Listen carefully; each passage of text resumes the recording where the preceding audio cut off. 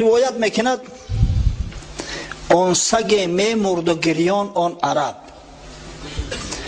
آن سگ میمرد و گریان آن عرب، اشک میبارید و میگفت وا کرب. یک سگ مرده است، یک عرب در پیشش ایستاده گریه داره، وا کربا گفته، یعنی وا مصیبتا. سائل بگذشت و گفت این نوحه چیست؟ گریه و زاری تو از بحر کیست؟ یک شخص میگذشت گفت ای مردکی خوب، تو چی گریه و ناله داری؟ چی مصیبتت رسیده است؟ گفت در ملکم سگ بد نیک خو، نک همه میرد میان راه او. گفت یک سگ بسیار خوب داشتم، بسیار سگ فداکار و جان فدا بود، این هم الحال در پیشکم در بین ره مرده است.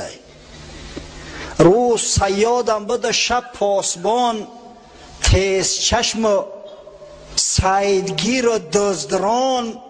بیچاره سگ روز صیادی میکرد، چیکار میکرد برای مرا؟ شب پاسبانم بود، دزدارم نمیمان که بیاین مال و ملک غارت کنن.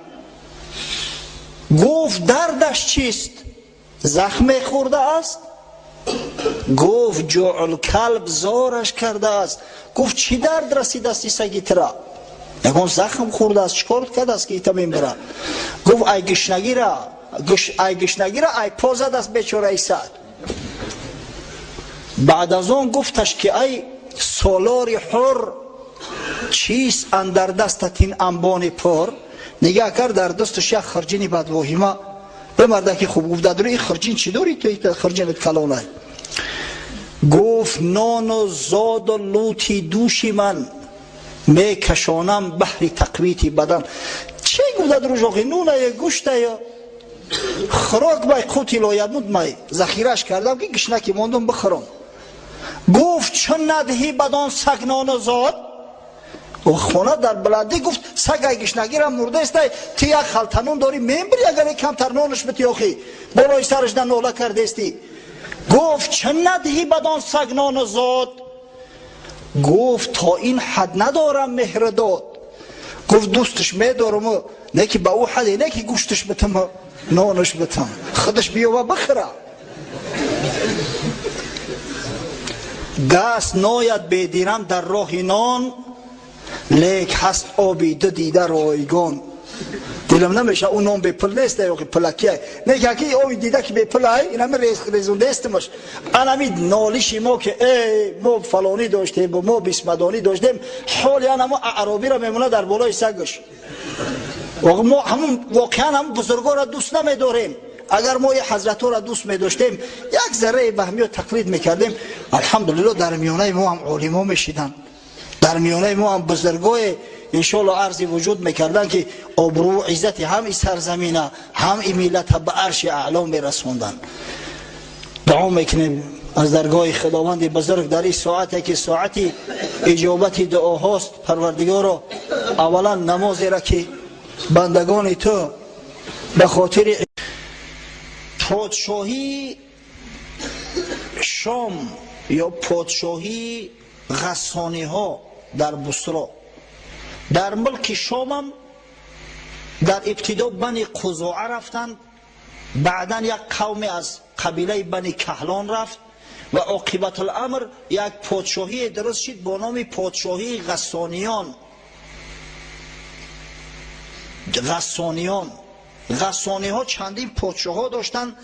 امپراتورهای روم هم اینا را دستگیری میکردن، زیرا که هم سری قبیله های عرب میگرفتن که به ملک های روم هجوم نکنن، هم در جنگ بر ضد ایران اینا را استفاده میبردن. یک پادشاهی بود با نام بنی غسان، بسیار پادشاهی معروف است. مثلا همون قصه های میشود که ابو طالب به شام رفت یا فلانی به شام رفت، پادشاه بصره، همه پادشاه های عرب هستند بنی غسان، و بسیار مغرور و متکبر هم بدن، به حد مغرور و متکبر هستند که یکی از همه حاکم ها و شاه ها وقتی که مکتوب رسول الله صلی الله علیه و سلم گرفت که به اسلام دعوتش میکرد، گرفت مکتوب پاره کرد و فرستاده رسول الله صلی الله علیه و سلم به قتل رسوندن، حارث ابن عمیر ازدی را. یگانه فرستاده پیغمبر که به قتل رسید در همین بصرا به قتل رسید. شورحبیل ذی‌الکلاء به قتل رساندش. آخرین پادشاه این سلسله غسانیه با نام جبله ابن ایهم در سال 13 هجری در زمان خلافت حضرت عمر ابن خطاب به دست حضرت عمر مسلمان شد. جبله ابن ایهم مسلمان شد. سال دیگه به نیت زیارت خانه خدا به مکه آمد. هنگام طواف خانه خدا اگه در اوجه همه ریدا می پوشند، همه ازار و ریدا داری دیگه، پادشاهی گدایی هیچ تفاوت نیست. یکی از عرب های پایلوچ بیچاره یک کمبغل ناخست نوگی ریدای همین پادشاه را که به زمین آویزان به دست زیر میکنه. ریدا از تنش افتید. از خشم غضب مردک پادشاه یاخی یک مشت برای همون بیچاره زد. اگر دیگر زمان و دیگر عصر میشید که خیلی میگفتن اگه خدا حوالش به خدا بگذشته صلوات، اما این مسلمان میدونست که در عصر کی زندگی میکند. این میدونست که عهد عمر خطاب است، عمر عادل است، عمری که حتی قصاص مرچه را از شیر میگیرد، میگذارد که یک مسلمان در رز خانه کعبه لط و کوب کنه، ای بی جواب مونه. این عدل اسلام را ببینه.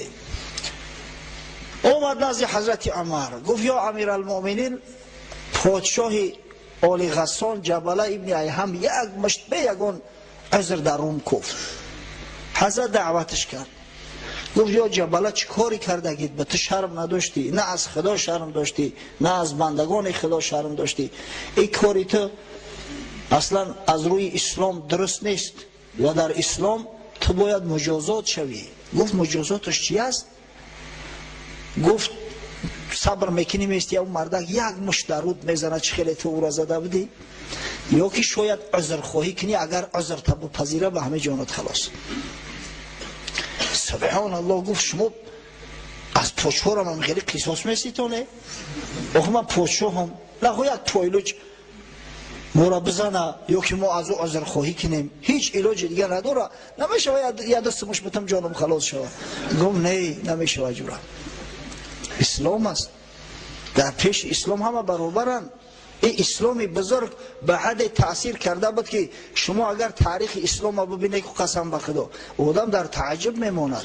پادشاهایی که از نامشو دنیا به لرزه می آمد، پادشاهایی که از هیبتشون دنیا می لرزید، چنان عدل داشتن، در عدل چنان قایم بدن که قسم به خدا در تعجب میمانید.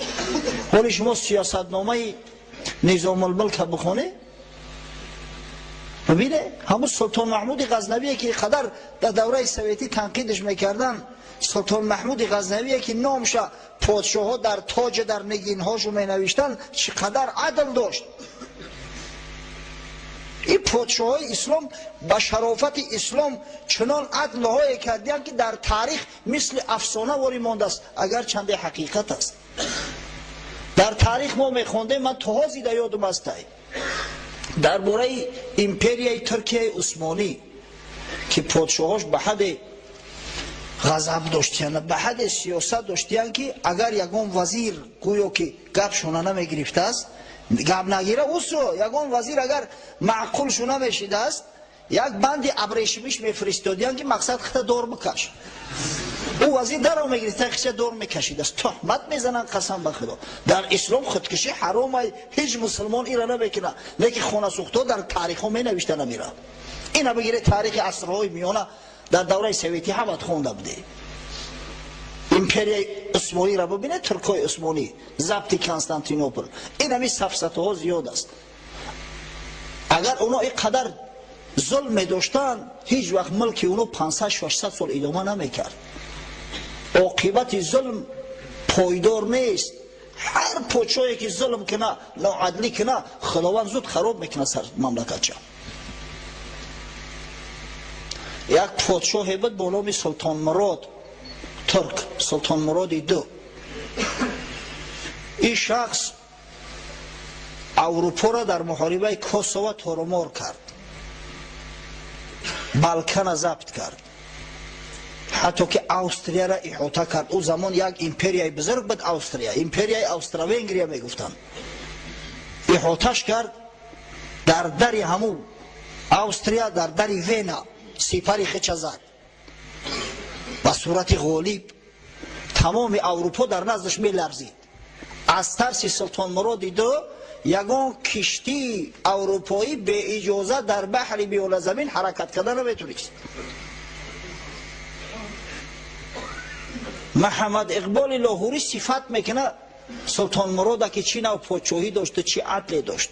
муҳаммад иқбол ҳазрат мега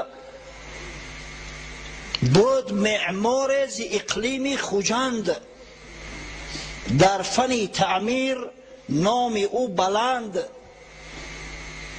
сохт он санъатгари фарҳодзод масҷиде бо амри султони мурод. як меъмор будааст хуҷандӣ. ин хуҷандиҳову истаравшаниҳову исфарагиҳо аямо қадимулайём меъморҳои хуб буданд, номдор будиянд.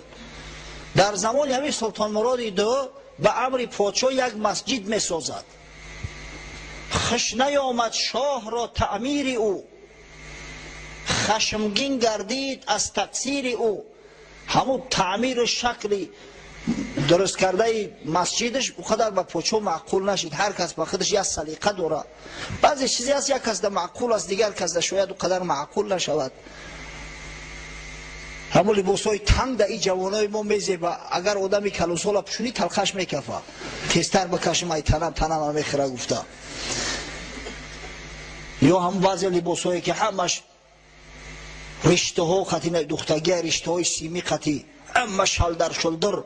охи ӯ ба раққосаҳо мезеба. дахо марди мусулмон ҳамтари либосҳоро бипӯша. аммо баъзеҳо да маъқул аст, аммо ҳазор ки насиҳатш мекунем бо мебинӣ дар танаш ҳамун гашт аст.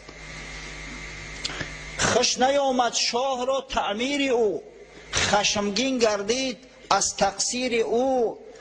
оташи сӯзанда аз чашмаш ҷаҳид, дасти он бечора бо ханҷар барид. подшоҳ аст охи, ғазабаш кард, гирифт ханҷара зад, ба шаст дасти бечораро қатъ карда. ҷӯи хун аз соиди меъмор рафт, пеши қозӣ нотавону зор рафт. бечора бандидастша қапида пеши қозӣ омад. гуфт ай пайғоми ҳақ гуфтори ту, ҳифзи оини муҳаммад кори ту. суфтагӯши сатвати султон наям, қатъ кун аз рӯи қуръон даъвиям. гӯе қозӣ, тура вазифат аст амри худои таолоро бояд ки паҳн кунӣ. ту бояд пиштибонӣ аз бандагони худо кунӣ. ман ғуломи ҳалқабаргӯши ин подшоҳ нестам. ман як коргару мардикор ҳастам. супориш кардан омадам, кор кардам. подшоҳ чӣ ҳақ дошт ки дасти мана мебара? аз рӯи қуръон мехоҳам ки ҳукма файсала кунӣ. қозии одил ба дандон хаста лаб, кард шаҳрро дар ҳузури худ талаб. субҳоналлоҳ, султон муродеро ки европа дар наздаш меларзид, подшоҳ даъватш мекунад ки ку биёй боло шикоят шудааст. эра ислом мегӯяд. ранги шаҳ аз ҳайбати қуръон парид. шаҳ шаҳи худотарс, ӯ шаҳ худотарс буд ки то имрӯза номша мегирем. набошад тари подшоҳу подшоҳбачаҳо миллионҳо гузаштагиянд. ранги шаҳ аз ҳайбати қуръон парид, пеши қозӣ чун хатокорон расид. гуфт шаҳ аз карда хиҷлат бурдаам, эътизор аз зулми худ овардаам. подшоҳ омад ки ба худо шармандаам аз кори кардагим. агар илоҷиш боша ҳамира як бало кунем, халос кунем, меъмора розӣ кунем, мақсаду аз баҳри даъвош бигзара. гуфт қозӣ филқисос омад ҳаёт, зиндагӣ ёбад аз ин маъно субот. абди муслим камтар аз аҳрор нест, хуни шаҳ рангинтар аз меъмор нест. қозӣ гуфт мо ҳақ надорем, иҷа қисосай. хуни подшоҳ аз хуни меъмор сурхтар нест. در اسلام بنده و مولا همه برابر هستند پیش خدا و پیش قرآن. چون مراد این آیه محکم شنید دست خود از آستین بیرون کشید. سبحان الله. این پادشاه و این جوانمرد وقتی دید که نمیشید از چرز بازی قطعی پول قطعی نمیشید است دستش کشید گفت اینو بگیره قطع کنه. مدعی را تاب خاموشی نماند، آیه بالعدل و الاحسان خواند، گفت از بحر خدا بخشیدمش.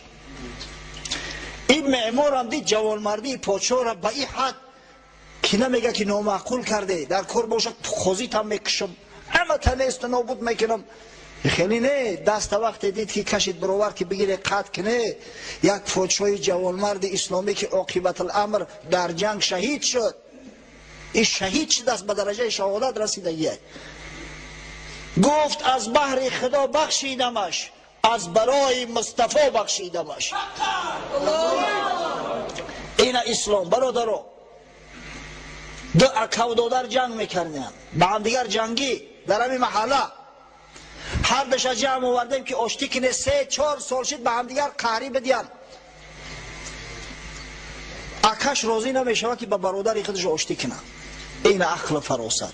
این مرده که ببینه شخصی را که دست شقت کرده است گفت از بحر خدا بخشیدمش، از برای مصطفی بخشیدمش.